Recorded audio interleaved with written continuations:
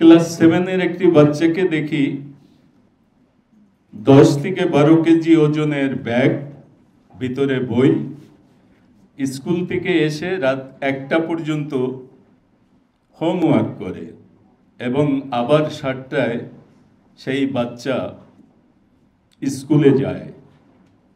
আর বিদেশি বাচ্চাদের আমরা দেখি মাত্র 3-4টে নোটবুক নিয়ে তারা স্কুলে যায়। তাদের স্কুলেই সব কিছু শেখানো হয়। কেউ যদি কোনো কারণে স্কুলে না যেতে পারে, টিচার তাকে ইন্টারনেটের মাধ্যমে ফোন কল দিয়ে হোমওয়ার্কটা কমপ্লিট করে দেয়। তারা অপ্রান্ত সুযোগ পায় খেলাধুলার, তাদের আগামী দিন চলার পথের ভাবনা নিয়ে ভাবতে।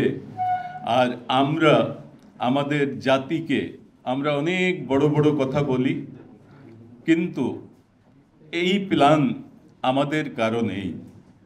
আমাদের দেশের অনেক সংগঠন আছে, তারা এখন নিষ্ক্রিয় প্রায়, সরকারি কোনো সুযোগ সুবিধা পাচ্ছে না, তাদেরকে দেওয়া হচ্ছে না।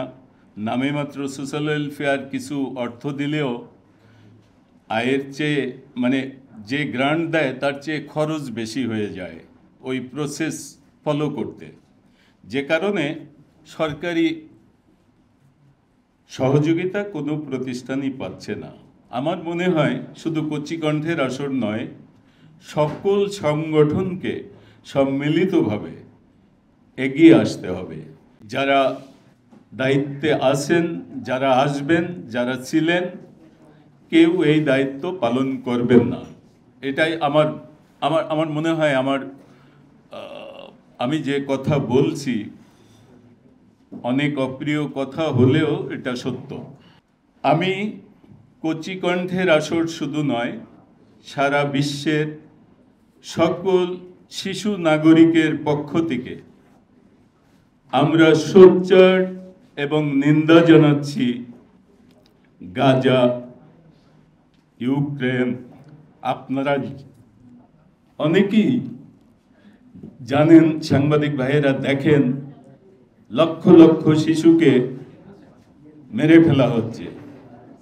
শুধু ইউক্রেন, গাজা নয়, সিরিয়া, আফগানিস্তান, সোমালিয়া সহ বিভিন্ন দেশের এবং কিছু স্প্যানিশ দেশের শিশুদেরকেও নির্যাতন করা হচ্ছে।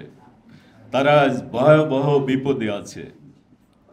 এই সমাজ, বিশ্ব সমাজ নিরুপায়, তাদের নেই কোনো কণ্ঠ।